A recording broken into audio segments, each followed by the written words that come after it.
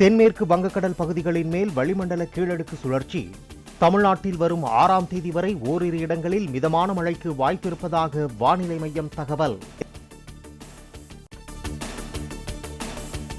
தமிழ்நாட்டின் ஓரிரு இடங்களில் அடுத்த 24 மணி நேரத்தில் வெப்பநிலை அதிகரிக்க வாய்ப்பு. 3 டிகிரி செல்சியஸ் வரை அதிகரிக்கக்கூடும் என வானிலை மையம் எச்சரிக்கை. தமிழ்நாடு உள்ளிட்ட மாநிலங்களில் இம்மாதம் கோடை மழை இயல்பை விட அதிகமாக பெய்ய வாய்ப்பு. 3 மாதங்களில் வெப்ப அலை பதிவாக வாய்ப்பிருப்பதாகவும் தேசிய வானிலை மையம் தகவல். அடுத்த 5 ஆண்டுகளில் மருத்துவ படிப்பில் 85,000 இடங்கள் கூடுதலாக உருவாக்கப்படும். மத்திய உள்துறை அமைச்சர் அமித்ஷா அறிவிப்பு. கோடை வெயிலால் தவிக்கும் பறவைகளுக்கு நீரும் உணவும் அளிக்க முதலமைச்சர் மு க ஸ்டாலின் கோரிக்கை. தமது வீட்டு மாடியில் பறவைகள் பசியாறி தாகம் தணிக்க ஏற்பாடு செய்ய புகைப்படங்களை பகிர்ந்து வேண்டுகோள். சமூக வலைதளங்களில் வைரலாகியுள்ள ஜிப்லி ட்ரெண்டிங்கில் இணைந்த அதிமுக பொதுச் செயலாளர் எடப்பாடி பழனிசாமி தன்னுடைய மனதுக்கு நெருக்கமான புகைப்படங்களை ஜிப்லி ஸ்டைலில் எக்ஸ் தளத்தில் பகிர்ந்தார். சீனாவின் BYD எலக்ட்ரிக் கார் நிறுவனத்தின் 85,000 கோடி ரூபாய் முதலீட்டை தமிழ்நாடு இழந்ததாக அன்புமணி குற்றச்சாட்டு. முதலீடுகளை ஈர்ப்பதற்கான தமிழகத்தின் திறன் குறைந்துள்ளதால் பிரம்மாண்ட தொழிற்சாலை தெலுங்கானாவிற்கு சென்றுவிட்டதாக புகார்.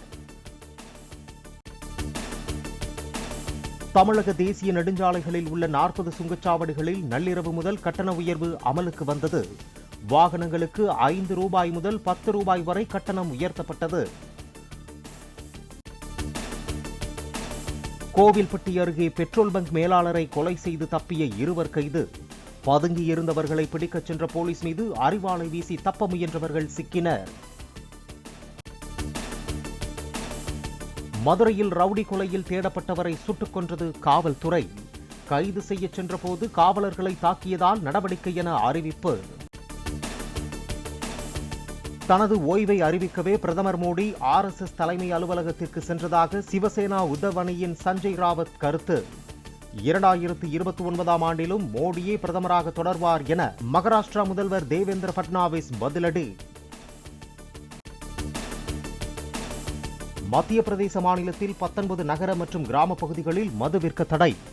இன்று முதல் மதுவிலக்கு அமலுக்கு வருவதாக முதலமைச்சர் மோகன் யாதவ் அறிவிப்பு. உத்கல் திவாஸ் எனப்படும் ஒடிசா மாநிலம் உருவான தினம் இன்று கொண்டாட்டம். தலைநகர் புவனேஸ்வரில் அரசு கட்டடங்கள் மின் விளக்குகளால் அலங்கரிப்பு. 3 நாள் பயணமாக மத்திய நிதியமைச்சர் நிர்மலா சீதாராமன் 8ஆம் தேதி லண்டன் பயணம். தடையற்ற வர்த்தகம் மற்றும் முதலீடு குறித்து இங்கிலாந்து நிதியமைச்சர் உள்ளிட்டோருடன் விவாதிக்க திட்டம். ரிசர்வ் வங்கி தொடங்கப்பட்ட 91வது ஆண்டு நிறுவன நாள் கொண்டாட்டம். சென்னை ரிசர்வ் வங்கி கட்டடம் வண்ண விளக்குகளால் அலங்கரிப்பு. குஜராத்தில் மரப்பொருட்கள் விற்பனை நிறுவனத்தில் தீ விபத்து. அருகே உள்ள பெட்ரோல் பங்கை சுற்றி நெருப்பு கொழுந்துவிட்டு எரிந்ததால் பரபரப்பு. மியான்மர் நிலநடுக்கத்தின் போது 60 மசூதிகளில் தொழுகையில் ஈடுபட்ட 700 பேர் உயிரிழந்த பரிதாபம். பழங்கால கட்டிடங்கள் இடிந்ததால் உயிர் சேதம் என முஸ்லிம் அமைப்பு அறிவிப்பு. நிலநடுக்கத்தால் பாதிக்கப்பட்ட மியான்மருக்கு கப்பல் மூலம் 50 டன்னுக்கும் அதிகமான நிவாரணப் பொருட்களை வழங்கியது இந்தியா. மேலும் 500 டன்களுக்கும் மேற்பட்ட நிவாரணப் பொருட்கள் 3 கடற்படை கப்பல்களில் விரைவு. மியான்மரில் ஏற்பட்ட சக்தி வாய்ந்த நிலநடுக்கத்துக்கு பிறகான நில அதிர்வுகள் தொடர்வதால் மக்கள் அச்சம். மண்டேலா நகரில் வீடுகளுக்குள் இருப்பதை தவிர்த்து சாலை மற்றும் ஆற்றங்கரைகளில் கூடாரங்கள் அமைத்து தங்கினர். மியான்மரில் இந்தியா, சீனா, ரஷ்யா அனுப்பிய உதவிப் பொருட்களை விநியோகிக்க முடியாத நிலை. சாலைகள் சேதத்தால் பாதிக்கப்பட்டோருக்கு வழங்குவதில் சிக்கல் என ஐநா நிவாரண ஒருங்கிணைப்பு குழு தகவல். ரமலான் பண்டிகை தினத்தில் ரபா நகரில் இருந்து மக்கள் வெளியேறுமாறு இஸ்ரேல் உத்தரவு. தரைவழி தாக்குதல் நடத்த திட்டமிட்டுள்ளதால் நடவடிக்கை. பண முறைகேடு வழக்கில் பிரான்சின் வலதுசாரி தலைவர் மரைன் லு பென்னுக்கு 4 ஆண்டுகள் சிறை. 5 ஆண்டுகள் தேர்தலில் போட்டியிட தடை விதிக்கப்படுவதாகவும் நீதிபதி அறிவிப்பு. அமெரிக்காவின் கலிபோர்னியா மாகாணத்தில் மீண்டும் பற்றி எரியும் காட்டுத்தீ.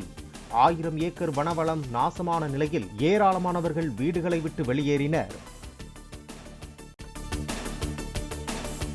தோனியின் முழங்கால் முன்பு போல் இல்லை என்பதால் 10 ஓவர்கள் முழுமையாக பேட்டிங் செய்ய முடியாது. பெங்களூருவுக்கு எதிரான ஆட்டத்தில் 9ஆவதாக களம் இறங்கியது குறித்து சிஎஸ்கே பயிற்சியாளர் ஸ்டீபன் பிளமிங் தகவல்.